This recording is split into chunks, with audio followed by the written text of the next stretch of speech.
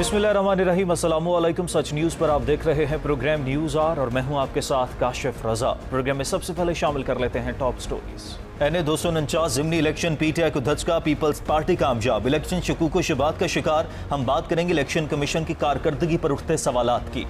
मुझसे बड़े गलत फैसले भी हो जाते हैं। वजीर आजम इमरान खान, वजीर आजम की जानिब से साबिक DGFI बशीर मेमन के इल्जामात मुस्तरद। क्या तहकीकात होनी चाहिए? ऑलरेडी टॉप स्टोरीज आप जान चुके हैं और एक बार फिर से ज़िमनी इंतखाबात हुए NA 249 में, जो कि फैसल वावडा के मुस्ताफी होने के बाद नशिस्त खाली हुई थी। पाकिस्तान पीपल्स पार्टी और नून लीग के दरमियान कांटे का मुकाबला था, जिसमें पाकिस्तान पीपल्स पार्टी थोड़े से वोटों से जीत गई है। और अब एक बार फिर से इलेक्शन कमीशन की कारकर्दगी पर सवालात उठना शुरू हो गए हैं, क्योंकि नून लीग ने इस नताइज को चैलेंज करने का ऐलान कर दिया है। लेकिन सबसे अहम बात यह है कि इससे पहले पाकिस्तान तहरीक इंसाफ के फैसल वावडा और शहबाज शरीफ के दरमियान मुकाबला हुआ था और बहुत कम मार्जिन से फैसल वावडा जीत गए थे। लेकिन अब हम देख रहे हैं कि 2 से 2.5 साल की कारकर्दगी के बाद उसी हलके में जहां पर पाकिस्तान तहरीक इंसाफ जीती थी, अब वहां पर पाकिस्तान पीपल्स पार्टी जीत चुकी है। तो क्या ज़िमनी इलेक्शन के बाद एक बार फिर से इन इंतखाबात पर फिर से सवालात उठाए जा रहे हैं, इलेक्शन कमीशन की कारकर्दगी पर सवालात उठाए जा रहे हैं? तो एक तो हम ये बात करेंगे कि क्या इलेक्शन कमीशन का किरदार बिल्कुल दुरुस्त रहा। इलेक्शन कमीशन के किरदार के साथ साथ जो वोटों की स्ट्रेंथ है उस पर भी हम बात करेंगे। और साथ ही साथ हमेशा से जब भी ज़िमनी इंतखाबात होते हैं वो फ्री एंड फेयर के हवाले से कहा जाते हैं, नारा बुलंद किया जाता है जी इलेक्शन जो है फ्री एंड फेयर होंगे। तो क्या ये इंतखाबात फ्री एंड फेयर हुए, इस पर बात करेंगे। और साथ ही साथ कुछ ये भी बात करेंगे कि पाकिस्तान में इंतखाबात को फ्री एंड फेयर बनाने के लिए क्या इकदाम करने चाहिए। हमेशा से जब भी इंतखाबात होते हैं तो जो पार्टी जीत जाती है दूसरी पार्टी उस इंतखाबात को चैलेंज करने का ऐलान कर देती है। तो इस सारी सूरत हाल पर हम बात करेंगे और इस पर बात करने के लिए मुझे प्रोग्राम में ज्वाइन करेंगे सरवर बारी। एक ब्रेक के बाद देखते रहिए न्यूज़ आर।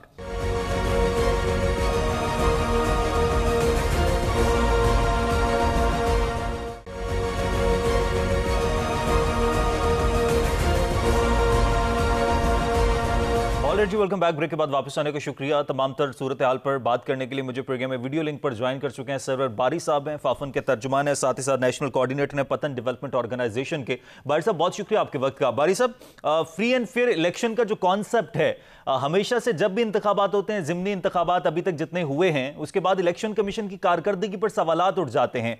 दो चीजें, क्या आप ये जो इलेक्शन हुए इससे मुतमईन है? और साथ ही साथ जो इलेक्शन कमीशन की कारकर्दगी पर सवालात उठ रहे हैं, इसके बाद जब आम इंतखाबात होंगे तब इलेक्शन कमीशन क्या करेगा फिर? देखिए, इलेक्शन कमीशन की जो कारकर्दगी है उसके बारे में जो सवालात उठाए जाते हैं, एक तो उसकी बहुत सारी वजूहात है। पहली वजह तो हमें ये जानना चाहिए कि हारने वाले पाकिस्तान में बिलअमूम जो है वो सारा मुद्दा जो है वो इलेक्शन कमीशन पर डाल देते हैं। लेकिन हमें यह भी पता है कि सियासी जमातें ही जो है वो बुनियादी तौर पर अगर किसी धांधली में या कोई कोड ऑफ कंडक्ट की खिलाफ वर्जी की बात है तो वो सियासी जमातें ही करने वाली होती हैं, और जो लोग कंटेस्ट कर रहे हैं वो बुनियादी तौर पर तो वही जिम्मेदार होते हैं। लेकिन हारने के देखिए, जो चाहे वो डस्का का इलेक्शन हो या ये कराची वाला बाई इलेक्शन हो, हमें ये मालूम है कि जो पोलिंग का प्रोसेस था, पोलिंग के दौरान जो है कोई गड़बड़ नहीं हुई। कल भी ऐसा ही हुआ है, सारा अमल सही चल रहा था, कोई ऐसी बात नहीं थी। और इलेक्शन कमीशन ने बहुत सारे इकदाम भी उठाए। मसलन कुछ जो MNAs थे या सेनेटर्स थे उनको बाहर निकाला। जो इलेक्टेड रिप्रेजेंटेटिव्स हैं उनकी मुदाखलत को कम किया, जो कि माजी में कभी ऐसी बात नहीं होती थी।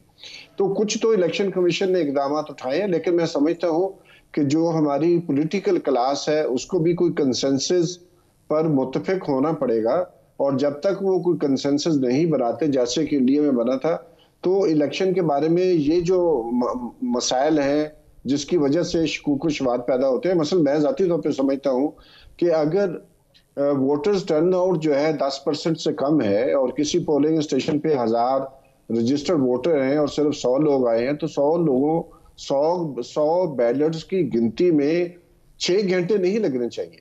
कम से कम फॉर्म 45 तो 2 घंटों के अंदर अंदर जो है उनके रिजल्ट जो है उन पे दे दिए जाते हैं और दिए जाने चाहिए। और अगर उसमें डिले होगा तो शकूक व शुबहात की गुंजाइश पैदा हो जाती है।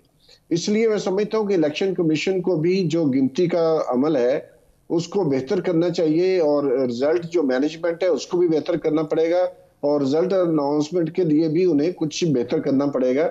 जैसे पहले होता था 5 बजे खत्म हुआ और पौने 5 बजे ही कुछ टीवी चैनल जो है इलेक्शन के रिजल्ट देना शुरू कर देते थे, जो कि बिल्कुल गलत था। ये कैसे मुमकिन है कि 5 बजे भी अगर खत्म हो पोलिंग का प्रोसेस, तो डब्बे खोलने हैं, पोलिंग बूथ के तमाम डिब्बों को एक जगह पे ले जाना है, पोलिंग स्टेशन के लेवल पर, वहां से डिब्बे निकाले जाएंगे, बैलेट पेपर निकलेंगे, फिर उनको तरतीब दी जाएगी, तरतीब देने के बाद उसकी गिनती होगी।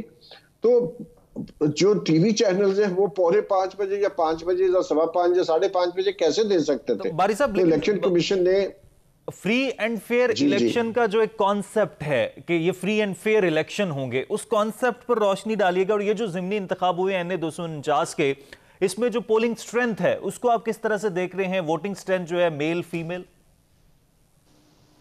नहीं, देखिए, पूरे पाकिस्तान में जो खवातीन है वो मर्दों की निस्बत तकरीबन 1 करोड़ से ज्यादा खवातीन कम है हमारे जो इलेक्टोरल रोल पर मर्दों की निस्बत। तो एक तो डिस्क्रिपेंसी वहां पर है, एक डिस्पैरिटी वहां मौजूद है। इसी तरह जो शनाख्ती कार्ड है वो और भी अगर आप देखें, चूंकि शनाख्ती कार्ड की शर्त बन गई है कि अगर आपने वोट रजिस्टर करवाना है तो उसके लिए शनाख्ती कार्ड का होना जरूरी है।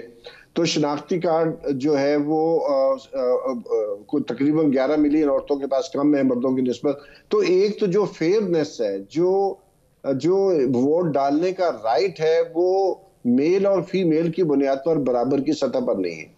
तो ये एक इलेक्शन की अनफेयरनेस हमारे कंडक्ट के अंदर मौजूद है। दूसरी ये है कि जो खवातीन हैं उनको उनके मर्द मजबूर करते हैं कि किसको वोट डालना है या नहीं डालना है।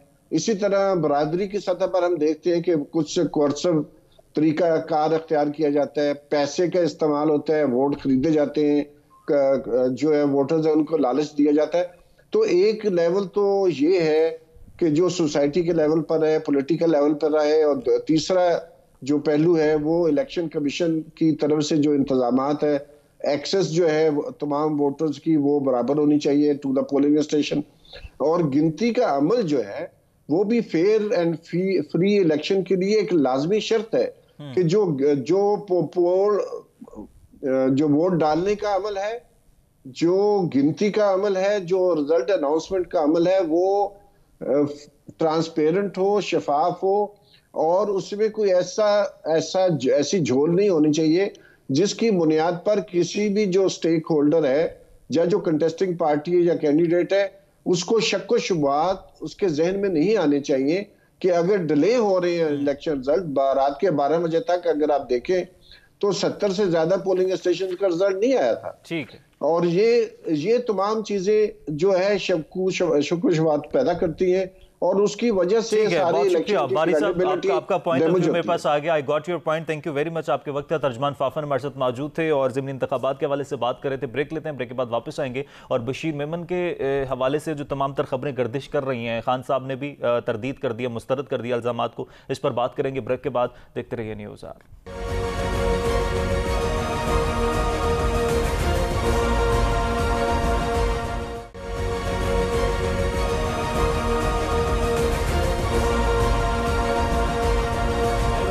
ब्रेक के बाद वापस आने का शुक्रिया। और मुल्क में सियासी तौर पर माहौल फिर से गर्म होता नजर आ रहा है। एक मामला ख़त्म नहीं होता कि दूसरा मामला सर उठाने लगता है। इसी हफ्ते में मंगल के रोज़ साबिक डायरेक्टर FIA बशीर मेमन की जानिब से जो इल्ज़ामात आयद किए गए थे, वज़ीर आज़म इमरान खान ने गुज़िश्ता रोज़ उन्हें मुस्तरद किया है। वज़ीर आज़म इमरान खान इस्लामाबाद में सहाफ़ियों से गुफ्तगू कर रहे थे और इस मौके पर उन्होंने कहा कि रेफरेंस फाइल करने का काम बशीर मेमन का था ही नहीं तो उनसे क्यों कहता। बशीर मेमन जो हैं उन्होंने फ़रूग नसीम और शहजाद अकबर पर यह इल्ज़ाम आयद किया है कि उन्होंने जस्टिस काजी फाइज ईसा के खिलाफ मनी लॉन्ड्रिंग का मुकदमा दर्ज करने के लिए दबाव डाला था। फ़रूग नसीम और शहजाद अकबर ने FIA के साबिक सरबराह के तमाम इल्ज़ामात को मुस्तरद किया है, उसकी तरदीद की है। और शहजाद अकबर ने यह भी बताया कि उन्होंने साबिक DG FIA के इल्ज़ामात पर उनके खिलाफ कानूनी कार्रवाई के लिए अपने वकला को हिदायत दी है। इसके बाद मरियम नवाज की जानिब से भी तनकीद की जा रही है। साथ ही साथ अपोजिशन की जानिब से यह कहा जा रहा है कि बशीर मेमन ने जो इल्ज़ामात आयद किए हैं जुडिशल कमीशन के जरिए उसकी तहकीकात होनी चाहिए। इस सारी सूरत हाल पर बात करेंगे क्योंकि बशीर मेमन जो है वो पाकिस्तान तहरीक इंसाफ के दौरे हुकूमत में FIA के सरबराह थे और उन्होंने अपनी मुद्दत मुलाजमत पूरी होने से पहले ही रिटायरमेंट भी ले ली थी और हुकूमत ने बशीर मेमन की पेंशन रोक दी थी। ताम इस्लामाबाद हाई कोर्ट के हुक्म पर उनको पेंशन दे दी गई थी, उनकी पेंशन बहाल कर दी गई थी। इस सारी सूरत हाल पर जरा बात करेंगे कि इस बयान के बाद मुल्की सियासत में में एक बार फिर से गहमा गहमी उरूज पर पहुंच गई है। वजीर आज़म इमरान खान भी तरदीद कर रहे हैं। क्या इन तमाम तर इल्जामात की तहकीकात होनी चाहिए? और साथ ही साथ इसी सेगमेंट में शहजाद अकबर साहब के हवाले से भी बात करेंगे, क्योंकि तमाम तर जब भी इस तरह के इल्जामात आए होते हैं कहीं ना कहीं शहजाद अकबर साहब का नाम भी उसमें आ जाता है। तो क्या शहजाद अकबर साहब के खिलाफ भी तहकीकात होनी चाहिए? क्या हुकूमत को इस पर भी इनिशिएटिव लेना चाहिए? ब्रॉडशीट कमीशन में भी उनके हवाले से बात की गई थी कि उन्होंने कमीशन लिया था। इसके अलावा अपोजिशन तो तनकीद करती है, साथ ही साथ जो शहजाद अकबर साहब के हामी हैं वो भी जहांगीर तरीन वाले केस में कह रहे हैं कि शहजाद अकबर को अलग कर देना चाहिए। तो इस सारी सूरत पर बात करने के लिए समर अब्बास साहब, एंकर पर्सन है तज्ज़िया खाना, मुझे प्रोग्राम में वीडियो लिंक पर ज्वाइन कर चुके हैं। समर, बहुत शुक्रिया आपके वक्त का। समर, ये जो सारी सिचुएशन है, ये जो इल्जामात आयद किए गए हैं, इससे पहले भी मतीउल्लाह जान साहब को इंटरव्यू दिया था बशीर मेमन साहब ने, तो तब भी उन्होंने इसी तरह के इल्जामात आयद किए थे। अब फिर से वही इल्जामात आयद किए जा रहे हैं। आप इस सारी सिचुएशन को किस तरह से एनालाइज कर रहे हैं? इन इल्जामात की तहकीकात होनी चाहिए? जी बिल्कुल, तहकीकात होनी चाहिए इन तमाम तर इल्जामात की, लेकिन हुकूमत ऐसा किसी किस्म का कोई इरादा नहीं रखती कि पार्लिमानी कमीशन बनाया जाए या फिर जुडिशल कमीशन बनाया जाए, जिस तरह का मुतालबा पीपल्स पार्टी और नून लीग की तरफ से सामने आया है कि एक पार्लिमानी कमीशन बना के, पार्लिमानी कमेटी बना के सारे मामले की तहकीकात की जाए और हकायक की तह तक पहुंचा जाए कि किस तरह से वज़ीर आज़म साहब इन्फ्लुएंस करते हैं अपने मातहत इदारों पर अपोजिशन को कुचलने के लिए, उनके खिलाफ मुकदमात कायम करने के लिए। लेकिन यहाँ पे थोड़ा सा जरा हमें तस्वीर का दूसरा रुख भी देखना चाहिए। बशीर मेमन साहब जो है, उनके खिलाफ कुछ केसेस चल रहे हैं, उनके खिलाफ कुछ तहकीकात चल रही है। उनके बेटे की उनके कुछ कारोबार है जिसमें उन्होंने कुछ, एक तो किसी बड़े ब्रांड का नाम भी यूज कर रहे हैं गैर कानूनी तौर पर, और कारोबार के अंदर भी कुछ चीजें उनकी चल रही थी जिसमें तहकीकात उनके खिलाफ पिछले कुछ महीनों से चल रही थी। अब हुकूमत ये कहती है कि बशीर मेमन ने जो इल्जामात लगाए हैं वो एक उन्होंने प्रीएम्प्टिव स्ट्राइक की है, यानी उन्हें नजर आ रहा था कि कल को उनकी गिरफ्तारी भी हो सकती है, तहकीकात उनके खिलाफ बढ़ेंगी, उनके कारोबार पे हाथ डाला जाएगा। तो उन्होंने पहले से ही ये इंटरव्यू दे के सारा एक पेंडोरा बॉक्स खोल दिया और एक नई कंट्रोवर्सी क्रिएट कर दी, ताकि कल को जब उनसे पूछा जाए, उनसे सवाल जवाब हो, तो वो कहे देखें कल मैंने इंटरव्यू दिया, आज हुकूमत ने मेरे खिलाफ तहकीकात शुरू कर दी है, तो ये मुझे विक्टिमाइज किया जा रहा है। हालांकि ये तहकीकात उनके खिलाफ पहले से नैब की तरफ से, FIA की तरफ से जारी थी। और इसमें अब होना यह है कि जो इनके जो नोटिस भी भिजवाए हैं उन्हें शहजाद अकबर साहब ने भेज दिया है। फरूक नसीम साहब इरादा रखते हैं कि मैं भेजूंगा या नहीं भेजूंगा। प्राइम मिनिस्टर नहीं भेज रहे नोटिस। कल मैंने पूछा था वज़ीर आज़म के मुआविन खसूसी से, वो ये कह रहे कि वो नहीं भेजने का इरादा रखते, लेकिन जो नोटिस शहजाद अकबर ने भेजा है वही काफी है। उसी पे अदालत में जब तहकीकात होगी तो तमाम जो हकायक है, दूध का दूध पानी का पानी हो जाएगा, क्योंकि उसी में फिर बशीर मेमन साहब को जो भी इल्जामात लगाए हैं उनकी एविडेंस, अपने जो दावे की सपोर्ट पे उन्हें कोई शवाहिद या सबूत पे लेकर आने होंगे। जब ये समाअत इस मामले पर होगी तो किसी किस्म के कमीशन की जरूरत नहीं है। तो ये कमीशन वाली डिमांड जो है तहकीकाती कमीशन की, चाहे वो पार्लिमानी हो या जुडिशल हो, वो तो हुकूमत ने मुस्तरद कर दी है। बहरहाल वज़ीर आज़म साहब की तरफ से कल वजाहत सामने आई है कि ख्वाजा आसिफ के मामले पर उनके अकामे की तहकीकात के लिए तो जरूर कहा गया था बशीर मेमन को, लेकिन बाकी मरियम नवाज के खिलाफ गद्दारी के मुकदमात या अपोजिशन के दीगर रहनुमाओं के खिलाफ मुकदमात का मामला, जस्टिस काजी फाइज़ के खिलाफ तहकीकात का मामला, इस तरह की किसी किस्म की कोई भी बात वज़ीर आज़म कहते हैं कि नहीं की। तो इस मामले की मेरे ख्याल से अब इन डेप्थ तहकीकात होनी चाहिए। और जो पीपल्स पार्टी के सीनियर रहनुमा है एतजाज अहसन साहब, वो तो यहाँ तक कह रहे हैं कि ये बशीर मेमन साहब जो है वो कह रहे हैं मेरा 54 साल का तजुर्बा है क्रॉस एग्जामिनेशन का, जरा करने का। अगर आप कोई पुरानी किसी चीज को, पुराने किसी इवेंट को रिकॉल करते हैं तो इस रवानी के साथ कोई भी रिकॉल नहीं कर सकता। जिस तरह से बशीर मेमन साहब हिस्ट्री को, इवेंट्स को बयान कर रहे हैं, एतजाज अहसन साहब ये कह रहे हैं मुझे लग रहा है कि ये स्क्रिप्टेड सारा मामला है, तैयार करके स्क्रिप्ट, उसकी रिहर्सल करके बाकायदा ये चीजें बयान की जा रही हैं। और टेक्निकली तो ये सवाल उठ भी रहा है समर साहब, टेक्निकली कि जब उनकी पेंशन रोकी गई थी तब उन्होंने इस तरह की क्यों नहीं चीजें खुलकर वो सामने लेकर आए कि उनकी पेंशन भी रोक दी गई थी तहरीक इंसाफ की हुकूमत में, और उसके बाद फिर वो बहाल भी होगी। लेकिन अगर जिस तरह से आप भी बता रहे हैं कि एतजाज अहसन साहब भी ये बात करें, हुकूमत भी तरदीद कर रही है, तो फिर तो बाकायदा तौर पर इसकी तहकीकात हो जानी चाहिए। लेकिन साथ ही साथ शहजाद अकबर साहब का नाम हर जगह इन्वॉल्व हो जाता है। अगर आपने नोटिस किया हो, जब भी किसी भी तहकीकात की बात होती है तो वहीं पर शहजाद अकबर साहब जरूर इन्वॉल्व होते हैं। तो क्या उनके हवाले से भी तहकीकात नहीं कर लेनी चाहिए? देखिए, शहजाद अकबर के मामले पर तो वज़ीर आज़म बिल्कुल भी एक इंच भी किसी की डिमांड पे पीछे हटने को तैयार नहीं है या किसी किस्म का कॉम्प्रोमाइज करने को तैयार नहीं है। हाँ, वो जहांगीर तरीन का मामला हो, अपोजिशन के रहनुमाओं के हवाले से केसेस हो, या बशीर मेमन का मामला। वज़ीर-ए-आज़म ये कहते हैं कि अगर किसी किस्म की कोई भी गैर शफाफियत है या कोई असरअंदाज हो रहा है, वो हक़ाइक़ आप चीज़ें मेरे सामने लेकर आए। लेकिन शहजाद अकबर के मामले पे वो बिल्कुल नहीं हटेंगे, चूंकि शहजाद अकबर साहब ने प्राइम मिनिस्टर साहब को ये यकीन दिलाया हुआ है कि जो लोग जिसने कोई करप्शन की है मैं उसको पकड़ूंगा, बाहर जो पैसा है उस पैसे को लेकर आऊंगा। ये अलग बात है कि आया अभी तक 1 रुपया भी नहीं है। उन्होंने प्राइम मिनिस्टर साहब को पता नहीं क्या घोल के पिला दिया कि खान साहब जो है वो शहजाद अकबर साहब के उन पे सहर तारी है, उससे बाहर नहीं आ पा रहे। हालांकि अपनी पार्टी के अंदर भी लोग एतराज उठा रहे हैं, बाहर से भी लोग एतराज उठा रहे हैं। बहरहाल तहकीकात करनी चाहिए सारे मामले पे। प्राइम मिनिस्टर को जिस तरह से जहांगीर तरीन के मामले पे अली जफर साहब को जिम्मेदारियां दे दी गई है कि वो सारे मामले को देखें, जांचें दोनों तरफ से मौकिफ को देख के कि कोई इन्फ्लुएंस तो नहीं कर रहा। इस तरह दीगर मामला पे भी देखना चाहिए प्राइम मिनिस्टर को, उनकी लेफ्ट राइट जो टीम है वो क्या कर रही है। और बशीर मेमन के मामले को देखें, ये ऐसे नहीं जाना चाहिए क्योंकि ये सारा जो एहतसाब का एक अमल इस वक्त मुल्क के अंदर चल रहा है, ड्राइव है एहतसाब की।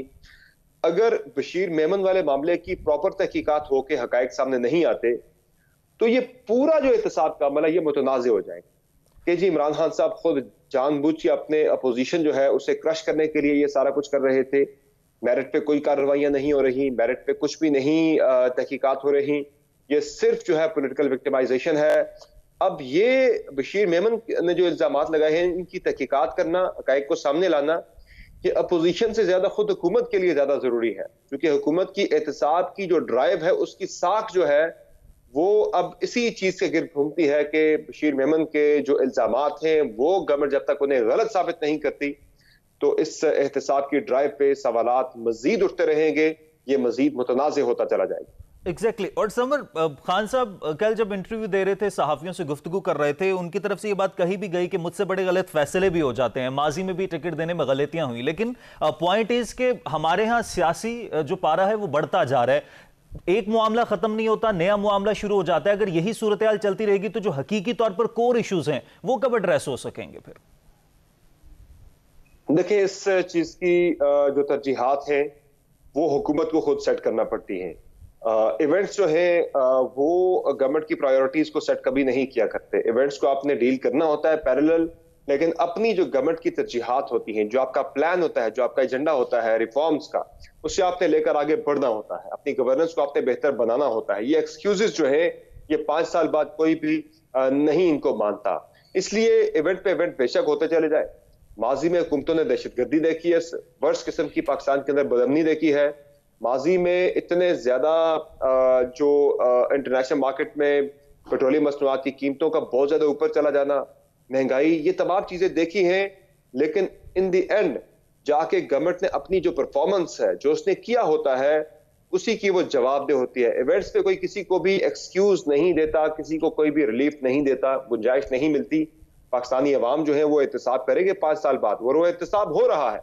आपने देखा कि ज़िमनी इंतखाबात जो है वो किसी भी गवर्नमेंट की पॉपुलैरिटी को मैयर करने का पैमाना होते हैं। गवर्नमेंट ऑफ द डे अगर बैठी हो और वो इलेक्शन हारती चली जाए और बिलखुसूस अपनी छोड़ी हुई सीटों पे वो हार जाए, जिस तरह से तहरीक इंसाफ नौशहरा के अंदर हारी है, जिस तरह से तहरीक इंसाफ कराची के अंदर 249 में अपनी ही छोड़ी हुई निशिस्त हार गई, और इतनी बुरी तरह से हारी के मुकाबले में ही नहीं थी कि तहरीक इंसाफ जाके चौथे 5वें नंबर पे आ रही है। तो ये मेरे ख्याल से वेकअप कॉल है। इमरान खान साहब जो है he should now smell the coffee, और उन्हें अपनी पूरी डायरेक्शन चेंज करने की जरूरत है।